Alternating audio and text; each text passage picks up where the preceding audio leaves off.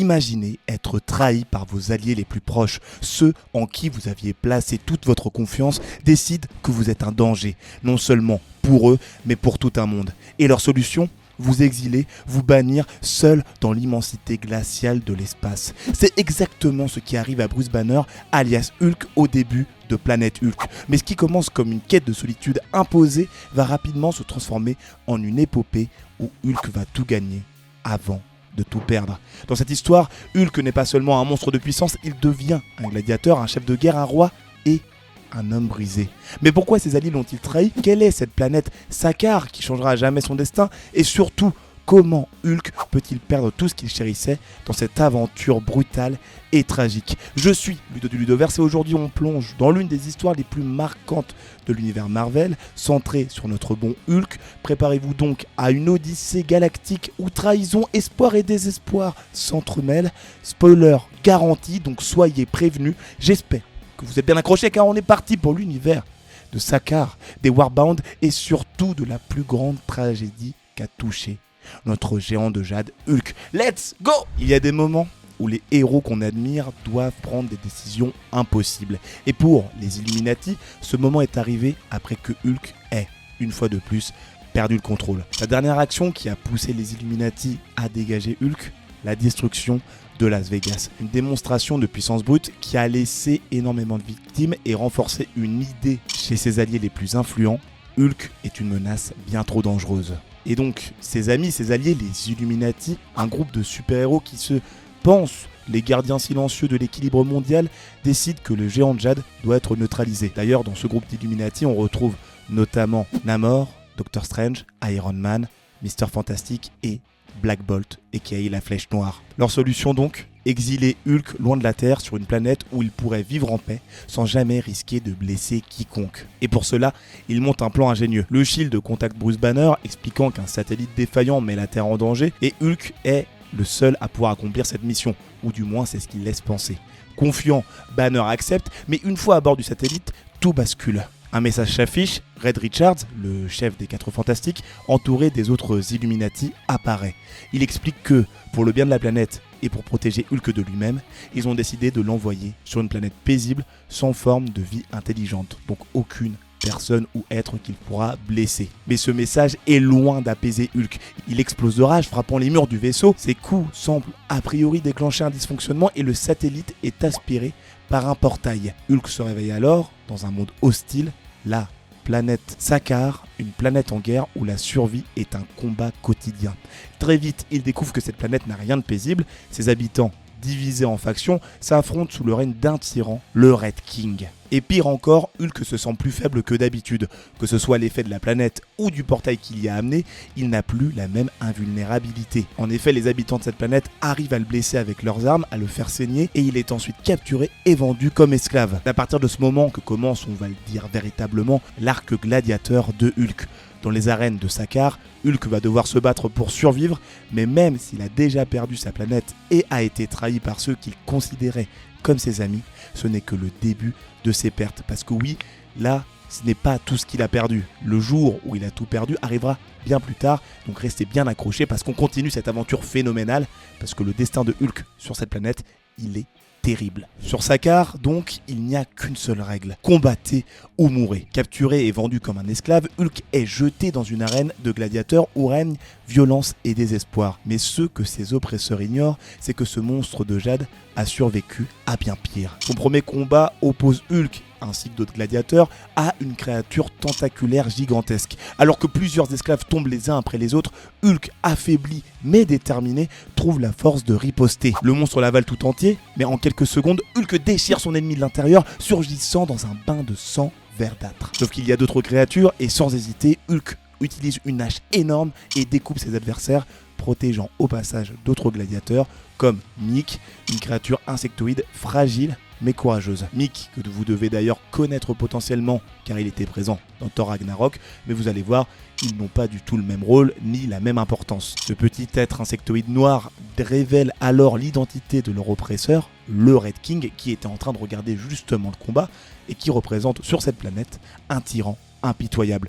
Hulk, enragé, tente de l'attaquer, mais il est arrêté par sa garde du corps, Kaira, dit l'ombre, et un blaster qu'elle utilise pour le neutraliser. Mais bon, ce n'est pas suffisant, car lorsque Hulk se relève, eh bien le Red King a enfilé une petite armure mécanique, on va dire, pour pouvoir l'affronter et lui montrer c'est qui le patron de cette planète. Mais malgré l'affaiblissement de Hulk et l'armure high-tech du Red King, Hulk parvient à lui infliger une blessure au visage avant d'être maîtrisé par ses gardes en voyant qu'ils avaient blessé l'empereur de cette planète. Par la suite, Hulk va enchaîner des épreuves, va devoir même affronter d'autres personnes dans son cas, d'autres personnes qui ont été mises en esclavage. Sauf que les survivants de ces divers affrontements vont créer une sorte d'équipe pour pouvoir mener à bien d'autres épreuves. Il se lie donc avec d'autres survivants, formant une équipe qui sera amenée à être appelée les Warbound, représentant un lien indéfectible entre ces divers combattants qui se sont rencontrés dans des circonstances plus que peu communes, si je puis dire. Parmi eux, on retrouve notamment Korg, un homme de pierre, que vous connaissez également pour Thor Ragnarok, mais qui n'est pas du tout drôle ou comique comme celui qu'on a dans le film. On a aussi Erohim, un prêtre guerrier stoïque, qui est de la même race que l'ombre du Red King, Eloé, la fille d'un représentant du Sénat de Sakaar, et bien sûr Mick, qui voit en Hulk une figure protectrice et un leader à suivre. Ensemble, ils affrontent donc chaque épreuve avec un seul objectif, remporter 3 victoires pour gagner enfin leur liberté. Ce qu'ils arrivent à faire jusqu'au moment où il y a leur dernier combat. Et lors de ce dernier combat, les Warbound tombent sur un adversaire de taille, le Silver Surfer, également esclave du Red King et gladiateur dans l'arène, qui, comme les autres combattants, ce que je n'avais pas dit précédemment, sont contrôlés par un dispositif qui est collé sur leur corps et qui leur envoie des décharges extrêmement puissantes pour les neutraliser s'ils ne suivent pas les règles. Le surfeur d'argent avec un style incroyable, une massue à la main et en comme bouclier son magnifique surf, bien sûr, et comptera donc de se battre contre Hulk, son ancien allié et son ami, sans compter les autres membres des Warbound qui sont là aussi. Le combat est d'une violence inouïe, le surfeur arrive à défoncer quasiment tout le monde, mais Hulk, dans un accès de rage, parvient à briser le dispositif de contrôle du surfeur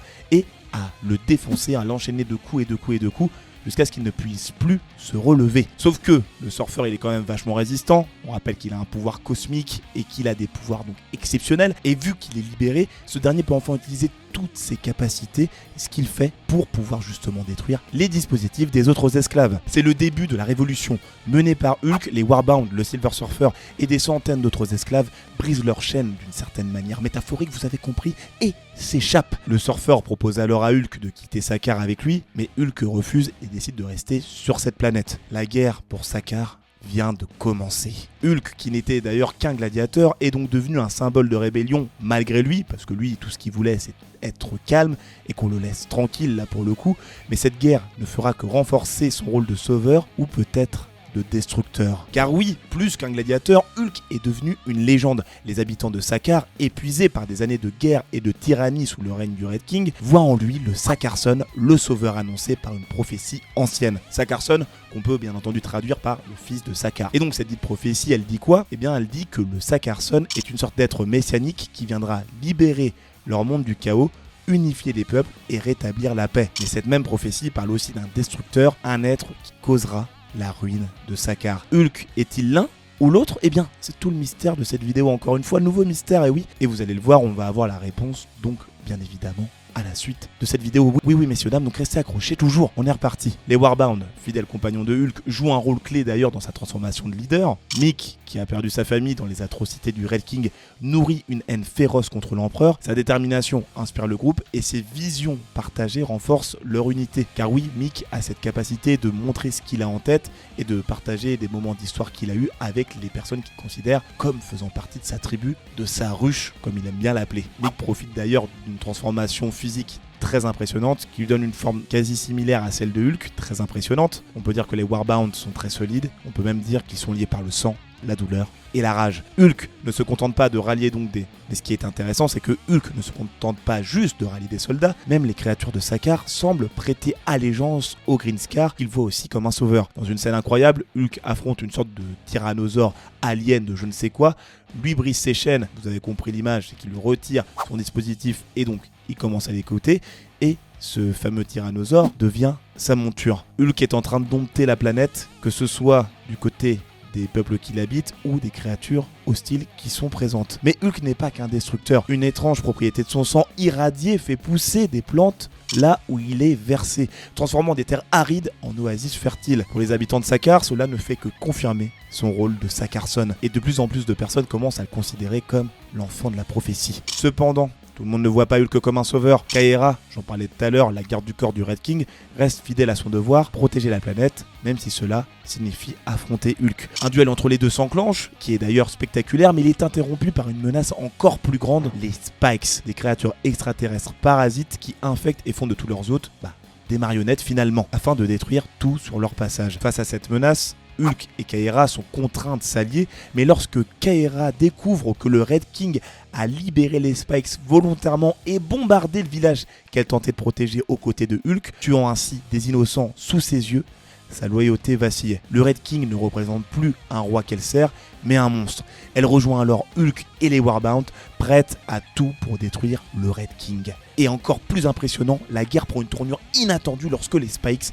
révèlent leur véritable nature. En effet, ils décident de discuter directement avec Hulk, alors que ces créatures n'avaient pas l'air de pouvoir communiquer, et lui révèlent qu'ils ne sont pas intrinsèquement maléfiques, mais une race consciente cherchant désespérément un refuge. Ils se sont retrouvés sur cette planète sans vraiment le vouloir, et se sont retrouvés piégés par le Red King, qui se sert d'eux comme des outils et des armes mortelles. Le monstre vert, avec sa force brute et son autorité naturelle, parvient à négocier donc une alliance avec les Spikes. Les forces de Hulk deviennent alors une armée inarrêtable, unissant esclaves libérés, guerriers rebelles et créatures extraterrestres. La révolution atteint alors son apogée. Le Red King est acculé, mais il refuse de céder. Sa haine pour Hulk ne connaît aucune limite et son ego non plus. Le combat final est imminent. Hulk va affronter son plus grand ennemi dans un duel qui décidera du destin de toute une planète. La guerre pour Sakaar atteint donc son point culminant. Les armées du Red King, épuisées et dépassées par les alliés de Hulk, ne sont plus qu'un rempart fragile entre le tyran et son destin. Le Red King, fou de rage et refusant de se rendre,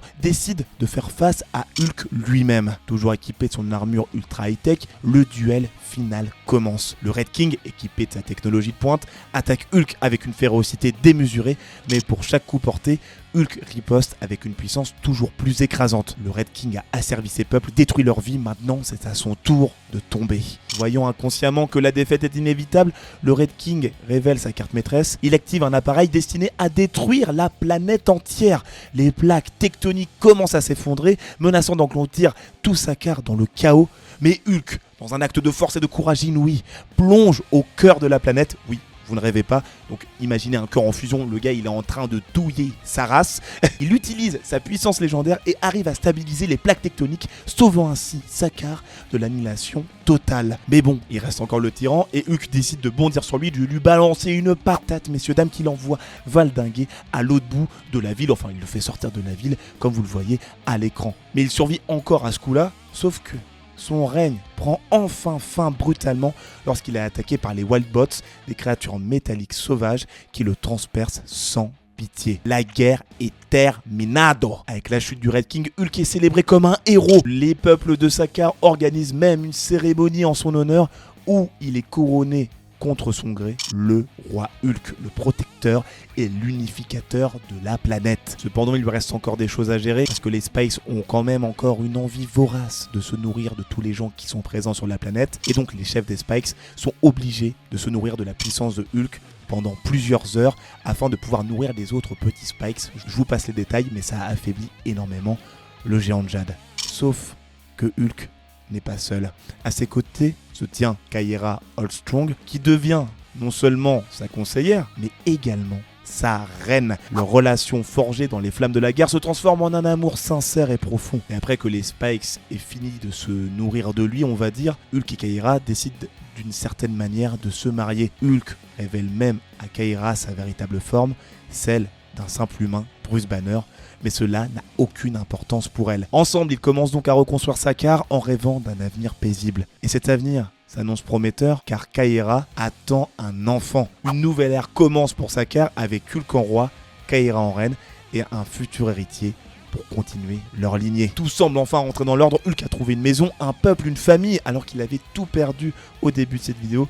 Le Green Scar, autrefois banni et brisé, est devenu un leader aimé et respecté. Mais parce qu'il y a toujours un mais dans ce genre d'histoire et vous avez le titre de la vidéo, le bonheur de Hulk est toujours très fragile et ce qui va suivre va briser tout ce qu'il a construit. Sakaar respire donc enfin la paix, les Spikes ont enfin été renvoyés dans l'espace grâce à Hulk, le peuple commence à prospérer, mais comme toujours avec Hulk, le calme ne dure jamais bien longtemps. On est à son 3e jour de couronnement et le vaisseau, vous savez celui qui l'avait amené sur cette planète, commence à émettre des signaux étranges. Des bips d'alerte résonnent encore et encore accompagnés d'un message inquiétant, le cœur est compromis. Hulk, en voyant ça, bondit immédiatement pour tenter de sauver la situation, il arrache le vaisseau du sol et le lance dans le ciel en disant à tout le monde de se mettre à terre, mais il est trop tard. Le vaisseau explose, libérant une onde dévastatrice comparable à une bombe nucléaire.